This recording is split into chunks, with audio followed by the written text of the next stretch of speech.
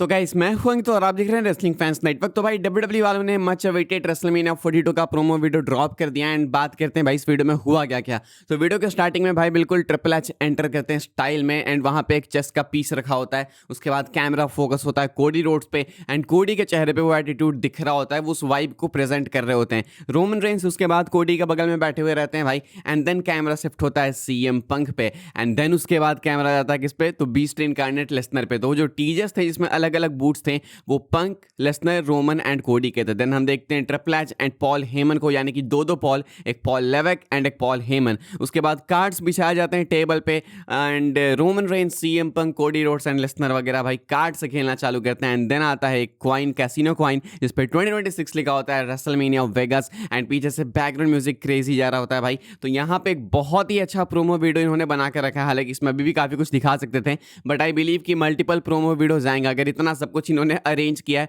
तो सिर्फ एक एक लुक, एक एक स्मर्क लेने के लिए तो नहीं किया होगा, इसके अलावा भी चीजें होंगी। एंड ये पोस्टर देखो भाई, मुझे लगता है कि ये पिछले कुछ सालों का बेस्ट पोस्टर है। ये देखने से एआई लग रहा है लेकिन एक्चुअली में सुपरस्टार्स इस तरीके से बन के बैठे थे।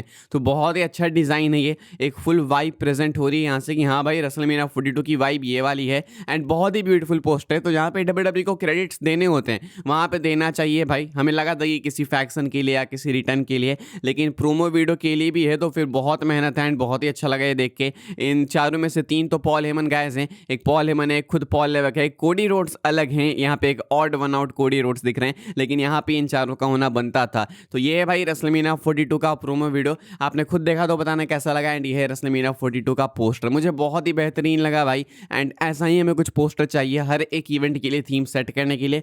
हर एक इवेंट के लिए नहीं भी मिलता है तो भी चलता है लेकिन एटलीस्ट रेसलमेनिया के लिए तो चाहिए भाई। रेसलमेनिया अपना साल का मैसिव इवेंट होता है, सबसे मेजर इवेंट होता है, तो उसके लिए तो चाहिए। तो ये है भाई रेसलमेनिया 42 का न्यू प्रोमो एंड पोस्टर। अगर इसको 10 में से रेट करना हो भाई तो मैं इसको पोस्टर को दूंगा 10 में से 10 एंड प्रोमो की बात करूँ तो 10 में से मैं प्रोमो को 9 देना चाहूंगा। आगे बढ़ते हैं भाई, हम लोग अगेन इसी की बात करेंगे बिकॉज अब इसके अराउंड कॉन्ट्रोवर्सी भी है। देखो मुश्किल ही होता है कि डब्ल्यूडब्ल्यू वाले कुछ करें एंड उसके अराउंड कॉन्ट्रोवर्सी ना हो। तो रेसलमेनिया 42 के प्रोमो वीडियो को ड्रॉप करने के बाद भी काफी कॉन्ट्रोवर्सी, मैं आपको बताता हूँ क्यों है। रेसलमेनिया 42 के प्रोमो वीडियो में ज्यादा लोग फीचर किए नहीं गए। लाइक कौन कौन है, तो लेसनर है भाई एंड रोमन रेंस है, सीएम पंक है, कोडी रोड्स है एंड बस पॉल हेमन है एंड पॉल लेवेक यानी कि ट्रिपल एच है। तो फैंस का कहना है कि यहाँ पे रैंडी ऑर्टन का होना बनता था। रैंडी ऑर्टन एक मेजर स्टार है भाई, उनको क्यों नहीं ट्रीट किया जा रहा उस तरीके से। आई एग्री, मैं एग्री करूंगा इस वाली चीज से, लेकिन मैं डिसएग्री करूंगा एक दूसरी चीज से। क्योंकि कुछ का कहना है कि यहाँ पे रिया रिप्ली को भी होना चाहिए था, यहाँ पे स्टेफनी वेकर को भी होना चाहिए था। यही लोग क्यों है, ये सिर्फ मेल डोमिनेटेड फील्ड है क्या, यहाँ पे फीमेल सुपरस्टार्स को भी होना चाहिए। ट्रिपल एच क्या कर रहा है पोस्टर पे, तो वो तो हेड बुकर है, उसका यहाँ पे होना नहीं बनता है। यार लोग कॉमन सेंस से बात नहीं करते हैं भाई, कुछ तो यहाँ तक चले जाते हैं कि लेसनर से मेजर ड्रॉ है रिया रिप्ली, इन चारों से मेजर ड्रॉ है, लेसनर से तो बेटर ही है। लेसनर क्यों है यहाँ पे, लेसनर तो ऐसा है वैसा है, लेसनर तो पता नहीं क्या क्या है, तुमको पता ही है भाई क्या क्या बोलते हैं लेसनर को। तो ऐसी सारी चीजें भाई, ये सब कोई सेंस नहीं बनाती मेरे हिसाब से भाई चीजें। सिर्फ एक रैंडी ऑर्टन वाली चीज सही है लेकिन रैंडी ऑर्टन का भी यहाँ पे होना नहीं बनता टू बी वेरी ऑनेस्ट। तुम देखो तो अभी बिल्कुल टॉप पे यही चारों है ना भाई बैठे हुए, बिल्कुल टॉप पे यही चारों हैं। रैंडी ऑर्टन को उस तरीके की बुकिंग ही नहीं मिली है, उनको बुकिंग मिले तब वो यहाँ पे आए तो चलता है। लेकिन हाँ रैंडी ऑर्टन के साथ मैं थोड़ा सपोर्ट करूंगा,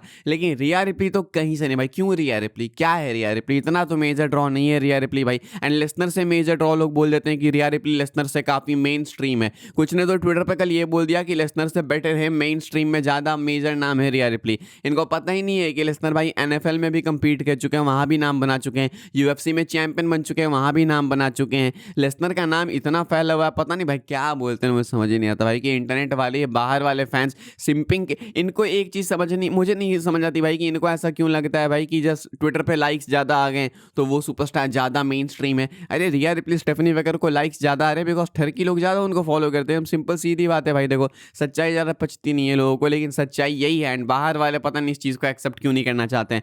ट्रिपल एच वाला पॉइंट है लोगों का कि ट्रिपल एच क्या कर रहा है पोस्टर पे, वो तो बुकर है, वो तो सुपरस्टार भी नहीं है। थीम देखो ना भाई, पोस्टर की थीम देखो कि यहाँ पे गेम चल रहा है, कार्ड्स का गेम चल रहा है, कार्ड प्रेजेंट करने के लिए वहां पे ट्रिपल एच है, हेड बुकर वहां पे। तो थीम लोग समझते नहीं है, बस पता नहीं कुछ भी बोलते हैं। पॉल हेमन का थोड़ा सा समझने लायक चीज है, लेकिन हो सकता है भाई कि पॉल हेमन भी वहां पे इसलिए बिकॉज फ्यूचर का कोई एक टीज है। एंड ऐसा भी नहीं कि सिर्फ एक लौता टीजर है, अभी 6 महीने बाकी है रेसलमेनिया को, अलग अलग प्रोमो वीडियोस आएंगे भाई इवेंट को हाइप करने के लिए। तो अभी से कंक्लूजन पे क्यों पहुंच जाना। तो ये जो फालतू की कंट्रोवर्सी है रिया रिप्ली एंड स्टेफनी कर क्यों नहीं है, ये बहुत ज़्यादा नॉनसेंस है एंड मेरे अकॉर्डिंग भाई इन फैंस की सुननी नहीं चाहिए किसी को भी, ये फालतू की बकवास करते हैं। आगे बढ़ते हैं गैस, बात करते हैं अगली स्टोरी के बारे में। एंड भाई मैं आपको एक शॉकिंग वीडियो दिखाने वाला हूँ, ये आप देख सकते हो कि अपने स्क्रीन के ऊपर, ये मंडे नाइट रॉ से ली गई वीडियो है भाई। ये है WWE का प्रोडक्शन क्रू एंड ये लोग क्या कर रहे हैं भाई, ये लोग मंडे नाइट रॉ के दौरान जब इवेंट लाइव है उस दौरान देख रहे हैं MLB वर्ल्ड सीरीज यानी कि बेसबॉल। यानी कि ये खुद इनकी जो कंपनी के मेंबर्स है, कंपनी का जो क्रू मेंबर है, प्रोडक्शन क्रू है, वो खुद भी इंटरेस्टेड नहीं है मंडे नाइट रॉ में भाई। तो हम लोग क्या होंगे, मतलब शो इतना बेकार दे रहे हैं कि इनका खुद का प्रोडक्शन क्रू भी बोर हो चुका है एंड वो सामने शो होते हुए भी देख रहा है MLB यानी कि बेसबॉल। तो ये है WWE का हालात फिलहाल एंड ये वीडियो लीक हो गई है भाई, इंटरनेट पे काफ़ी सरफेस कर रही है। सो आई थॉट आपको भी दिखाते हैं, काफ़ी फनी एंड साथ में ही काफ़ी डिसअपॉइंटिंग भी है कि ये कहाँ पे आ गए भाई। ये बहुत ही डिसअपॉइंटिंग चीज़ मानी जाती है अगर शो के दौरान, रेसलिंग शो के दौरान अगर आपके एम्प्लॉयज़ किसी दूसरे इवेंट को देखें तो ये बहुत ही डिसअपॉइंटिंग एंड अपसेटिंग चीज़ मानी जाती है एंड ये तो पूरी वीडियो ही लीक हो गई है भाई। आगे बढ़ते हम लोग बात करते हैं जॉन सीना के आखिरी मैच की। आखिरी मैच के लिए भाई टिकट सेल्स क्या है मैं आपको बता देता हूँ। अपडेटेड नंबर्स निकल के सामने है रसल टिक्स की तरफ से।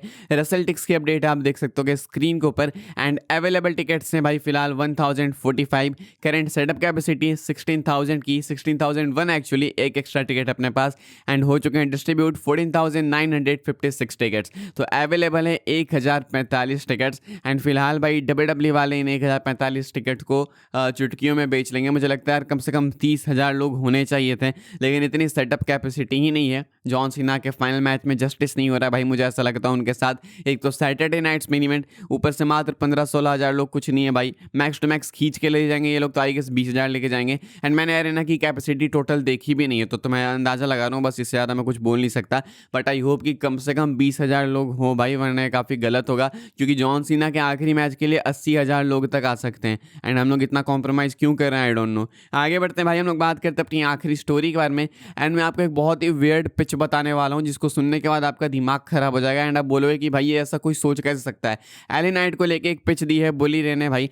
बुली Ray pitched a story line where Elle Knight loses his voice with heel wrestlers mocking him until the day he finally speaks again for the first time, which would turn him into a massive babyface because the crowd would feel sympathetic towards him।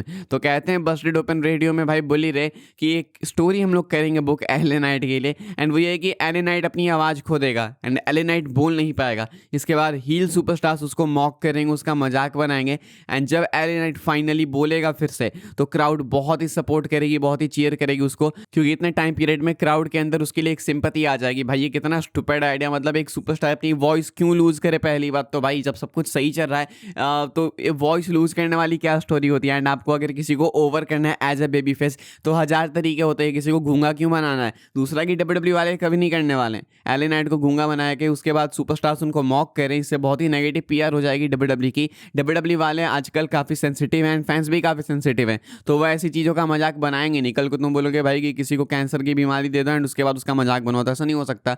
तो यहाँ पे मजाक बनाने वाली बात बिल्कुल नहीं होने वाली WWE में एंड ये तो बहुत ही अजीब सी स्टोरी है भाई। क्या सोचते हैं आप लिख के बताने, कभी नहीं होने वाला है क्योंकि ये बहुत ही घटिया पिच है। एंड वीडियो अगर आपको पसंद आई तो भाई वीडियो को लाइक कीजिएगा, शेयर कीजिएगा, सब्सक्राइब कीजिएगा। रेसलमेनिया 42 का प्रोमो एंड पोस्टर आपको कैसा लगा भाई वो लिख के बताइएगा। वीडियो को लाइक करना, अगेन बोलूंगा भाई, शेयर करना, सब्सक्राइब करना। मिलूंगा मैं आपसे अगली वीडियो में जल्दी ही, तब तक के लिए good bye, thanks for watching.